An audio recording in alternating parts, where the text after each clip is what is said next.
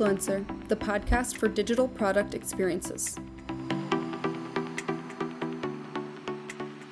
Hello and good morning, good afternoon, good evening, everyone. My name is Alexander Summerall, Managing Director of Contentserv US, and I'd like to welcome you to today's episode as part of the Contentserv sales team, but most importantly, as the host of the PIMfluencer podcast. Today, we have Cullen Walsh here with us, who is an expert in sales and everything relating to PIM.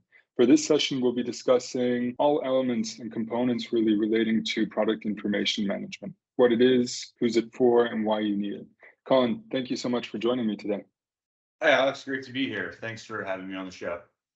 Yeah, so Cullen, would you like to give maybe a brief introduction and summary about you and your role here at Contentserv and your experiences?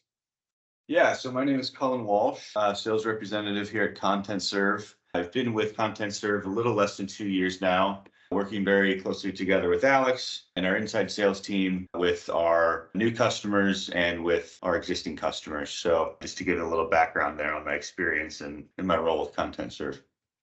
Oh, brilliant. Thanks very much, Cullen. It's great to have you on our team.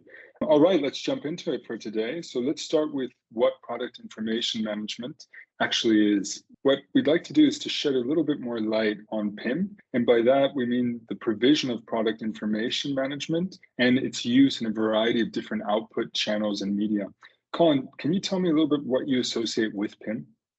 Yeah, so for me, PIM actually means quite literally the management, maintenance, and also the modification of product information in one centralized system. So in other words, it's a single source of truth, which companies have set up to give consistent product data to all of their teams in one central location, basically streamlining the process of their product management from beginning to end. So that's how I would basically summarize what PIM is. Oh, great. What a great introduction. Thanks very much, Cullen, for our viewers. And I think there are many different departments, different formats, or different types of application possibilities here. Based on your experience, which team or department typically works with a PIM? Many different people can work within such a PIM system. Ideally, it would play a central role in the practical implementation of the omnichannel strategy. Simply put, omnichannel is a retail strategy that aims to provide a unified and consistent shopping experience across all channels and touch points. I won't go too deep into this topic as we will save time for this in another episode. Thanks for that explanation, Cullen. So just so our audience today can have a good reference on why PIM has become so important, what are companies typically using before they implement a PIM solution? And, are these systems actually efficient? Yeah, that's a really good point, Alex, and we should definitely go over that. So typically we find our clients move over from Excel, which has a short answer, no, this is not an effective way to store product information, and here's why. So by storing it in Excel, it's an unorganized way of doing it, which it takes more time to get things done and to get products to market. There's an additional resources that are associated with that in terms of labor. So that would be another point. Inconsistent and incorrect product information and content. Digital assets would be another reason why. And then decentralized systems, which make it difficult to share information between regions, which are basically some of the reasons why a company would adopt a PIM. Agreed. Thanks, Cullen. I guess this will now also take us over to the benefits of PIM and how it can help in a successful customer buying experience and setting that up. A few different points that I would specifically maybe mention or outline for our viewers today is, that establishment of the single source of truth, which allows for seamless importing and management of product and content information from multiple different sources. Secondly, having clear, concise, and consistent product content will also allow your customers an easy, seamless buying journey, whether that's online or across different multi-channels. Obviously, bringing products to market faster, in addition to increased or improved return on investment through better product conversion rates. Bottom line, I think it's important to create a customer buying experience that's really simple and clear. To summarize this topic, it's not just about, informing customers or creating a great story, but I would say in the end, it's really about trying to build a personalized experience with your customers. Would you agree to that, Cullen?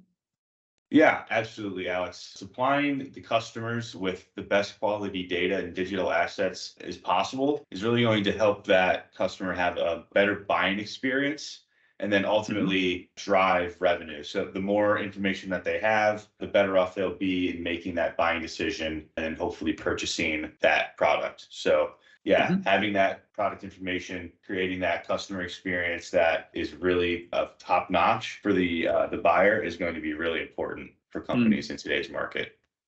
Totally agree. Good points there raised, Colin. Based on the rise of consumer expectations and demand as well, companies can really afford to just offer their products online or across multiple channels, but rather try to strive in creating a personalized experience, which acts as a differentiator in the market. Let's kick off the last topic with, I think, a commonly asked question by some of our customers. How expensive is it to implement a PIM solution? Colin, can you share your thoughts here? So this can be really tricky since the pricing really depends on the business and their unique requirements. The way we like to break this down is really into 4 main components that make up the pricing, which would be number 1, SKUs, number 2, the number of users that would be using the PIM. Number 3 would be the integrations. So any outside third-party platforms that you would want to have directly integrated and talk to the PIM would be number 3. And then last but not least, number 4 would be the implementation cost itself. So those 4 main components are really what goes into a PIM system in terms of pricing and costs. So we hope that helps to kind of explain that a little bit to the listener. Well put.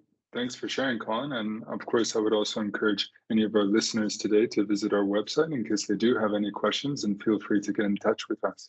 So I think that wraps up our session for today. Stay tuned for our next upcoming episode as we'll cover digital commerce and omnichannel in the B2B space. Colin, thanks again for joining me and sharing your insights. Happy to be here. Thanks, Alex. Until next time. Thank you, viewers. Take care. Bye-bye now. This was PIMfluencer, the podcast for digital product experiences. More information can be found on www.contentserv.com.